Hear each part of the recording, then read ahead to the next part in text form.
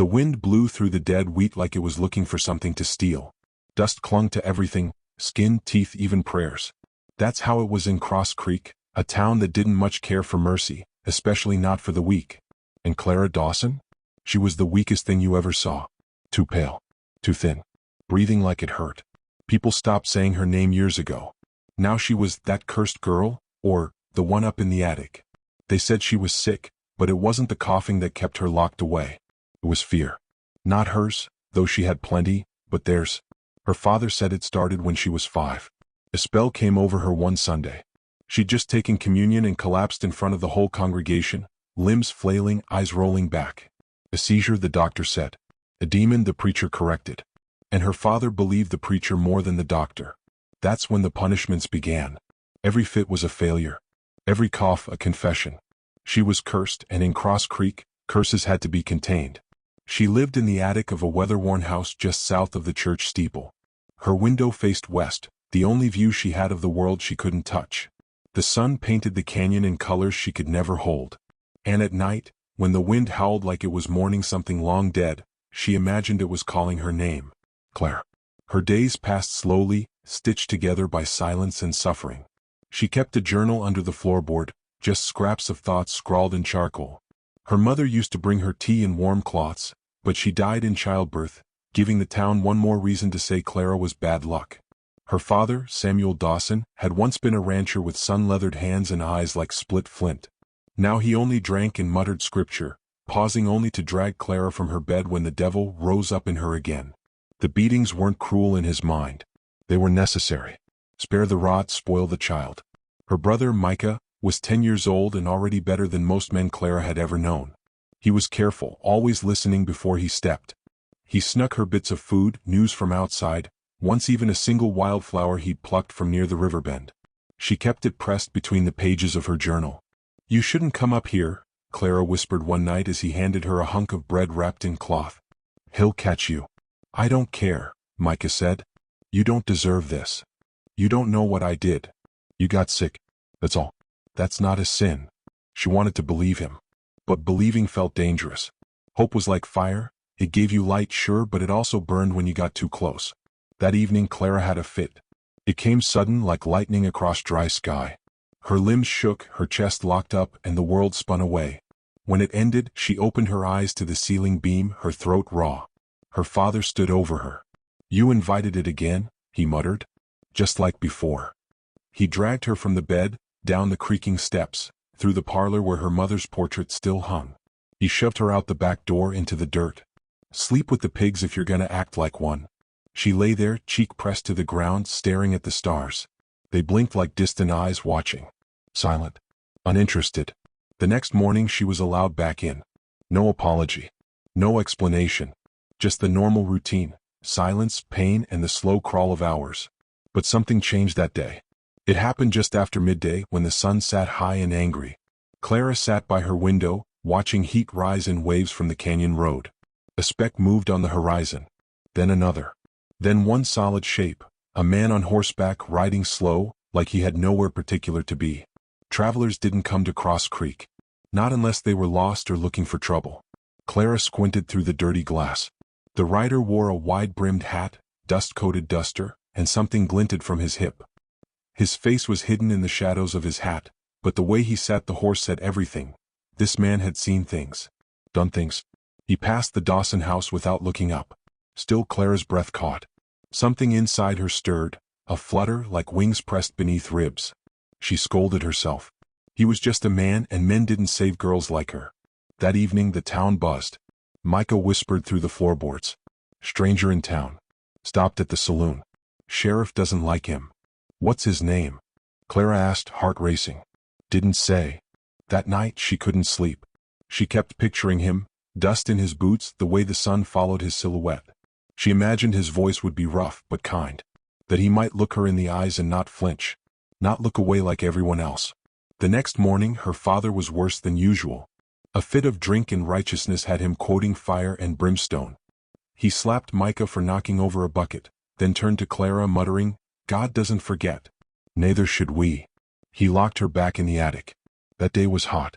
The air stank of livestock and old sins. Clara pressed her forehead to the glass.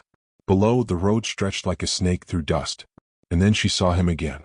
The stranger had returned, this time walking his horse past the church. He stopped, looked up, straight at her window. Clara froze. His eyes, blue sharp, not cold but alert, met hers. He didn't smile, didn't nod, just looked, like he saw her. Then, slow as dusk, he tipped his hat. She stumbled back from the window, breath shaking. Who was he? Why was he here? That night, her father prayed louder than usual. Fire and blood. Vengeance and obedience. He was afraid. Clara could tell. The preacher had come over, whispering with him in the parlor. Something about sinners stirring and temptation. Later, Micah slipped in with a folded cloth. Inside it, 2 biscuits and a note. Scrawled in unfamiliar handwriting.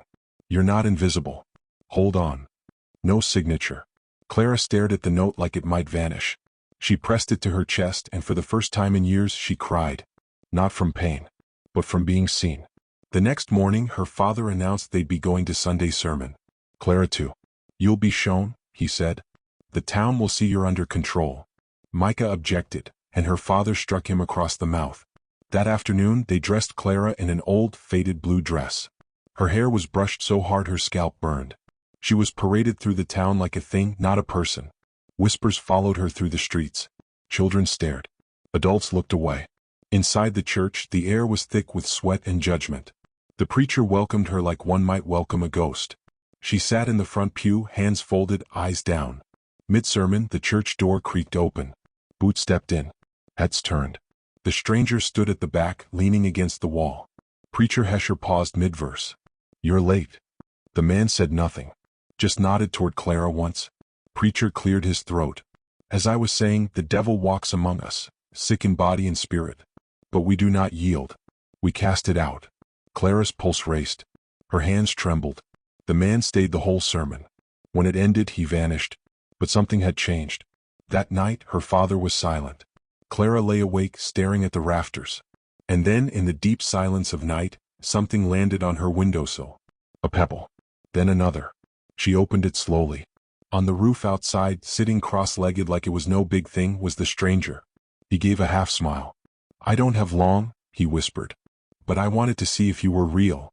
Clara couldn't speak. He took something from his coat. A small jar. Herbs. Tinctures.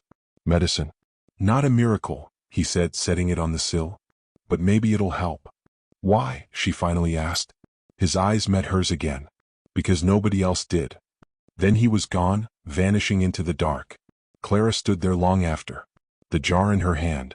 The night around her still, except for the whisper of wind. Something had shifted. She didn't know what. But she knew it wasn't over. Not yet. The saloon doors groaned open like they hadn't moved in years, even though they swung for every drunk and dust-covered soul that passed through Cross Creek. But when the stranger stepped inside, the air went still like the room forgot how to breathe. No one knew his name, but already, every pair of eyes, some bloodshot, some bitter, were on him. He didn't walk like a man looking for a drink. He walked like a man used to checking his back. His coat was coated in trail dust, the hem frayed and sun-bleached. A revolver rode low on his hip, the leather worn to his shape. He headed straight to the counter, past 2 card tables and a slumped drunk without a glance, and set his gloved hands on the bar. Water, he said. Pause. Then the bartender, Reed, a man whose smile never reached his eyes, chuckled. You sure you're in the right place? I asked for water. Reed poured it. The glass shook slightly when he set it down. The stranger drank half of it in one long pull, then surveyed the room. He wasn't just looking. He was reading. Faces, exits, shadows. He paused at the staircase, where a woman in a torn red dress leaned against the railing, watching him like he might be trouble worth chasing. Or avoiding. Across the room, Sheriff Cobb sat with his boots propped up, chewing a toothpick with a practiced sense of ownership. He didn't move when the stranger came in, but now he stood. You new to town? The sheriff asked, brushing his vest down. The stranger looked over. Just passing through. You picked the wrong place to pass through quiet. Didn't come for trouble. Then you won't mind telling me your name. The man turned fully. The saloon seemed to hold its breath again. Jack, he said. Jack Holleran. Where you from, Jack? Far enough that it doesn't matter. Cobb didn't like that. But he didn't push. He gave Jack a long, measured look, then leaned in and lowered his voice just enough for the others to stop pretending not to listen. You might not know how things work here, so let me make it plain. We keep to ourselves. Outsiders stir things up. And if things get stirred, they get settled fast. Jack didn't flinch. I'm not here to settle anything. Just rest my horse, get some supplies, and move on. Then do that, Cop said. And be gone. Jack gave a nod, finished the water, and walked out. The swing doors flapped behind him, unsettled. Outside, the sun had begun its slow slide down the canyon walls. Shadows stretched long and sharp. Jack walked toward the general store but stopped when he heard a cry. A small voice, followed by the sound of scuffling feet and cruel laughter. He turned the corner and saw a boy, barely 10, being shoved to the ground by a pair of older teens. One held his hat just out of reach, the other jabbed a stick at him like he was poking a stray dog. Say it again, one sneered. Say your sister's a witch. Micah didn't speak. He only lunged for his hat, missed, and fell in the dust. Jack stepped forward. That your idea of sport? The older boys turned. They weren't used to being challenged, especially not by strangers. Who are you? The man asking if you want to keep your teeth. The boy holding the stick sneered, raised it. Jack moved fast. 2 steps, one swift jab to the wrist, the stick clattered. Another step, elbow to the chest, and the boy hit the ground. The other froze, then ran. Micah stared. Jack offered the hat. Take it. Micah reached up slowly. Thanks, mister. You all right? He nodded, brushing dust from his shirt. They're just mad. Everyone's always mad. Why? The boy hesitated. My sister, Claire. They say she's cursed. Jack's expression didn't change. What do you say? She's just sick. That's all. Jack nodded, then crouched beside him. Where do you live? Micah pointed toward the church steeple. Big house with the attic window. Jack followed the line of the boy's finger. His jaw tightened slightly. Go on home, he said. Don't let him keep that fear in you. It festers. Micah nodded and ran off. That night, Jack returned to the outskirts. His horse rested in the shade of an old oak, and he set up a small camp beyond the edge of town. He sat against a rock, sharpening a knife that looked like it had seen its share of blood. His mind drifted, Clara's eyes in the window, the bruises barely hidden on the boy's arms. He'd seen towns like this before. Places too small to hold secrets, so they beat them into submission instead. He rose before dawn and made a quiet walk through town. The general store opened early. He bought herbs, peppermint, willow bark, comfrey, wrapped them in cloth and tucked them into his coat. He waited until the sun was high, then returned to the Dawson house, riding slow. He stopped at the fence. No one outside. He reached into his coat and left the bundle at the gatepost. Clara watched from her attic window. She didn't move until he'd turned and gone. That night, she opened the bundle. Inside were herbs, a piece of hard candy, and a scrap of paper. Brew the mint and willow. 3 times a day. Helps with the pain. She traced the handwriting with her finger. Her hand shook. No one had ever done something for her without asking something first. The next day, her father was louder than ever. The preacher had come again. The two of them muttered behind the walls like devils trading gossip. Micah slipped upstairs later. They're talking about him. Who? The stranger. They said he's dangerous. Pa said if he comes near you again, he'll string him up like a crow. Clara folded the paper and tucked it under her pillow. Don't tell him, she said. About the herbs. Micah nodded. I won't. But Clara? What? I think he wants to help. That evening she stood by the window again. Jack didn't come. But the next morning trouble did. He was back in town, walking toward the saloon when her father intercepted him. You don't listen well, Samuel Dawson growled. Jack didn't stop walking. You stay away from my house. Stay away from that girl. Jack turned. She's sick or cursed? Samuel's face darkened. She's damned. Born of sin. Brings nothing but death and disgrace. Then why she's still breathing? She's mine to control. Jack's voice dropped low. Not if she's dying under your roof. Behind them, the preacher stepped out of the church. We don't abide witchcraft here, stranger. We see how you look at her. That girl brings rot to this town. You interfere, and it'll be your soul on the stake with hers. Jack's hand brushed the grip of his revolver. You burn people for being sick? We protect the righteous, the preacher said. Jack didn't shoot, but his look was a bullet just the same. He walked away, slow, measured. That night, Clara found another note. It was wrapped around a single daisy, left beside her windowsill. You are not what they say. You are not what they fear. She held the flower until her fingers tingled. The preacher and her father whispered louder now. Something in them had cracked and fear made them dangerous. Micah came to her room late. They're planning something. I think they're going to hurt him. Clara turned to the window. The wind had changed. The next morning Jack didn't come to town. Not by the saloon. Not near the house. That afternoon the preacher stood at the church steps, reading aloud from Revelation. Samuel Dawson stood beside him, holding a length of rope. Across the town, people gathered like buzzards circling something not dead yet. Clara watched from the attic. Her hands clenched the windowsill. Something inside her twisted, not fear this time but fury. They were going after him. He'd only ever looked at her like she mattered. And now he was in danger because of it. Clara turned from the window and reached for her boots. Whatever happened next, she would not hide for it. Not anymore. Not again. She had seen kindness. And now she would not unsee it. Not even if it killed her. It happened just after sundown. The wind had stilled. The cicadas quieted. The whole town felt like it was holding a breath it didn't want to let go. Jack Halloran had been sleeping light in the barn behind the blacksmith's, tucked beneath hay and shadow. He knew better than to trust a town like Cross Creek after dark. Still, even his instincts couldn't prepare him for the silence that cracked open like a warning. The first blow came to his ribs. Boot heel. Art. He woke with fire in his lungs and 3 more hands on him before he could reach for his weapon. They dragged him into the dirt, fists finding flesh, steel-toed boots driving into his side. A growl of laughter, rough and low. Righteous hands, one of them muttered. Doing the Lord's work. Jack coughed, blood rising in his mouth. He spit it out, rolled to one side, and caught a glimpse of the preacher standing beneath the barn's loft. Watching. Come. As if this was just another Sunday sermon. Bind him, the preacher ordered. The sinner must be delivered. Jack twisted, got an elbow free, caught one man in the jaw. He spun, struck another in the knee, but a 4th tackled him from behind. Rope burned against his wrists. They slammed him to the floorboards, breathless and bleeding. Then everything stopped. A sound barely there broke through the haze. Stop. The voice came from the shadows by the barn door. It was Clara. She stepped into the moonlight barefoot, her dress too thin for the chill. Her hair clung to her shoulders, eyes burning. The preacher's smile cracked. You've left your prison, child? I'm not a prisoner, she said, shaking. Not anymore. Samuel Dawson appeared behind her. His face was tight, skin flushed from rage and drink. He grabbed her arm. You belong inside. You think this man can save you? Clara didn't flinch. He already did.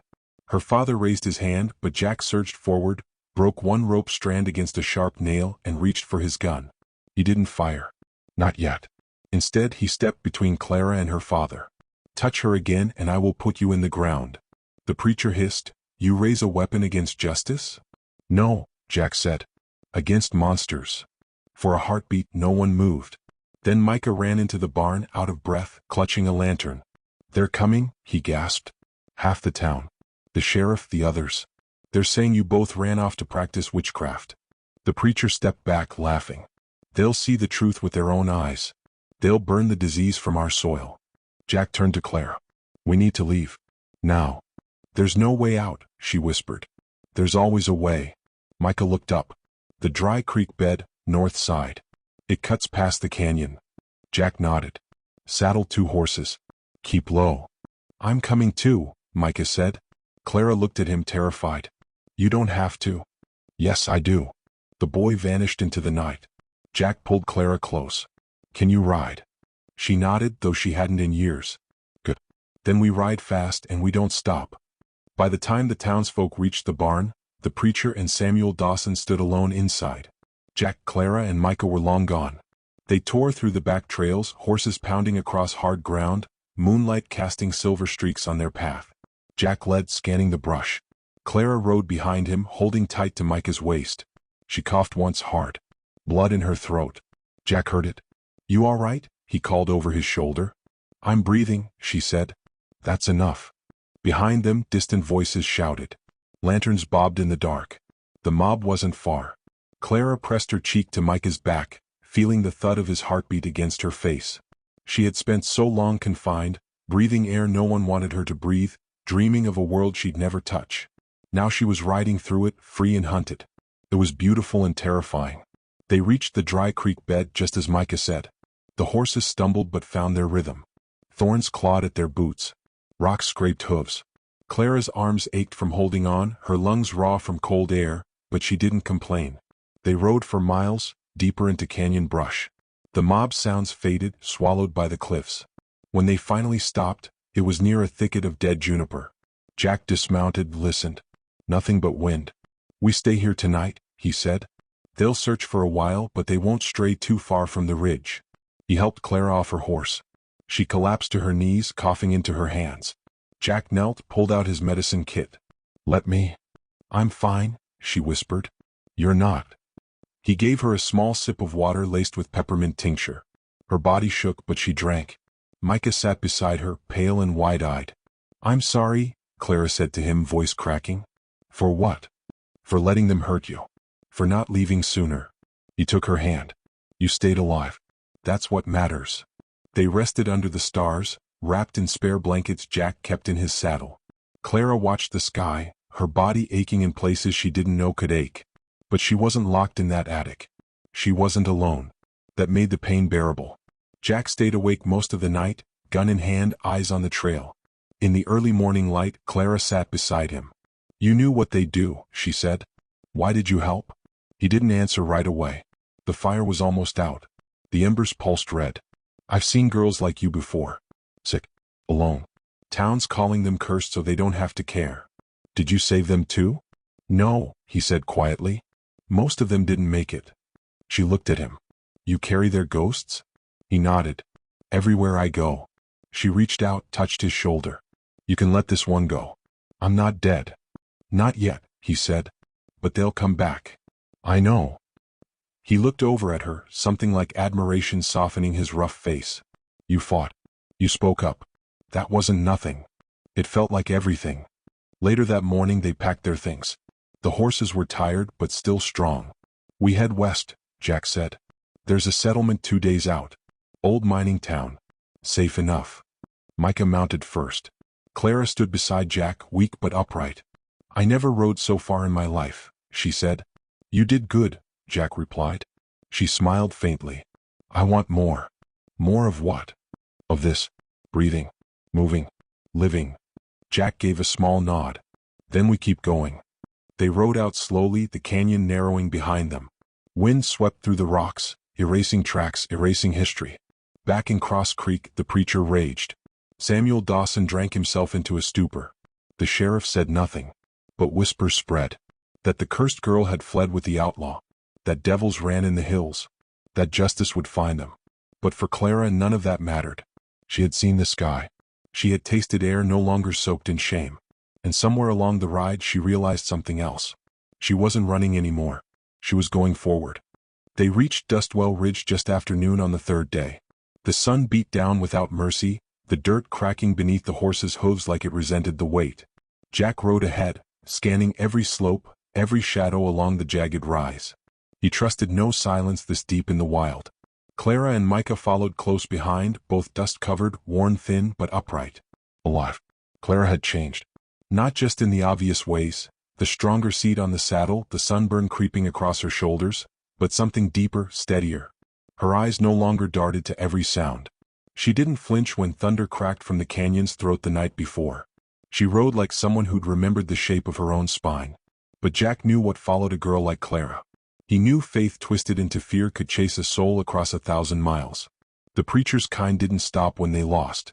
They hunted until they could make the story end how they believed it should. And they were coming. Jack had seen signs that morning. A hoof print in the river mud. A cigarette stub still smoldering by the road. "They're close," he said when they stopped to water the horses. Clara looked over her shoulder. "How close?" "Less than a day. Maybe hours."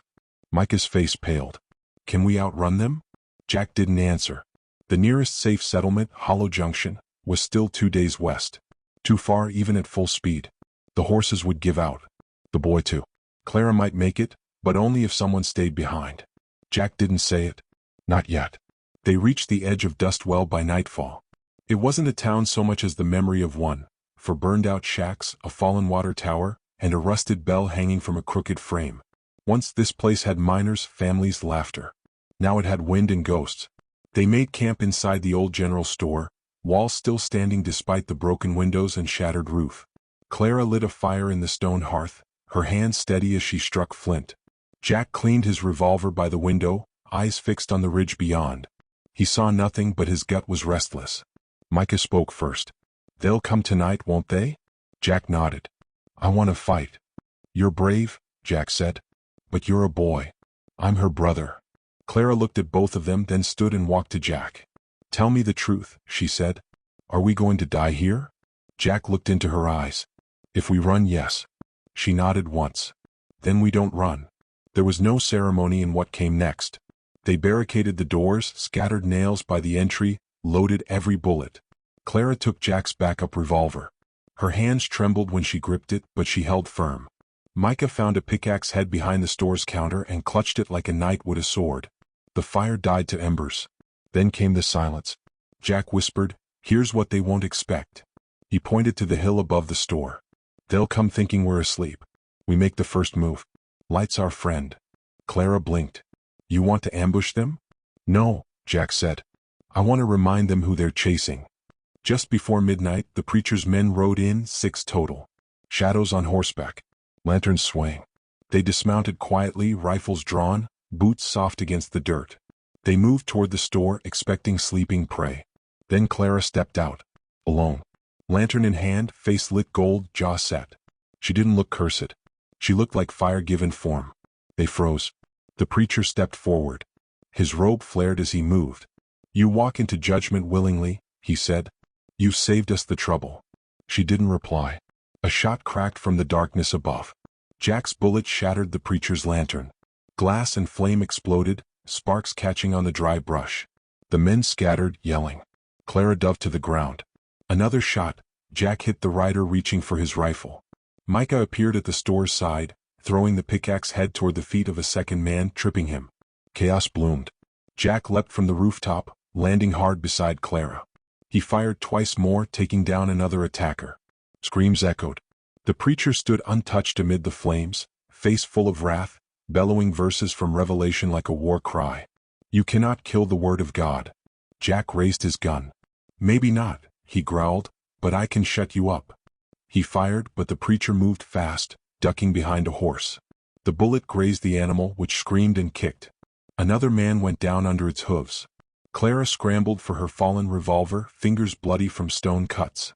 A hand grabbed her ankle, one of the riders, face smeared in dirt. She kicked him square in the nose. He screamed and let go. She got the gun. The preacher turned and saw her. "You would point that thing at your own salvation? I never knew salvation wore a noose." She fired. The shot hit his shoulder, spinning him. He dropped his Bible. The sound it made when it hit the dust was small, pathetic. Jack grabbed her hand. "We need to finish this." Micah joined them, face streaked with ash but alive. They approached the preacher slowly. He was bleeding, breath shallow, eyes wide with hatred. "This is a mistake," he rasped. "You're damning yourselves. She brings ruin." Clara stepped forward. "I bring truth. That's what you fear." He sneered, spitting blood. "You think they'll accept you out there? The world doesn't want people like you. I'll give it no choice." Jack raised his weapon again. The preacher didn't flinch. But Clara touched Jack's arm. "No. Let him live. Let him crawl back and tell the others what happened." Jack hesitated, then lowered the gun. By dawn it was over. The preacher's men were scattered or dead. The preacher himself left tied to his own horse, one arm dislocated, still raving scripture. The store's roof still smoldered. The ridge was quiet. Clara sat beside the ashes, holding her knees. Jack approached, crouched down. "You did something tonight most people never do," he said. "I survived. You fought back." She looked at him. "What now?" He glanced toward the horizon. Hollow Junction still west. "You want to go?" She nodded. "Yes. But only if you and Micah come too." Jack nodded. Micah stepped out of the doorway. He held his sister's journal in one hand, the pressed flowers still between the pages. "I think it's time we write something new," he said. So they did. They left dust well behind before midday. The trail west was long and unsure, but Clara rode with her head high, wind in her face, a revolver at her side, not for fear but for freedom. And Jack rode beside her, watching the land, heart lighter than it had been in years. He had come to Cross Creek expecting to leave it behind. Instead, he found something worth following. As they disappeared into the light, Clara turned once more to look back. The town was gone. The past too. Ahead was only sky. And for the first time it belonged to her.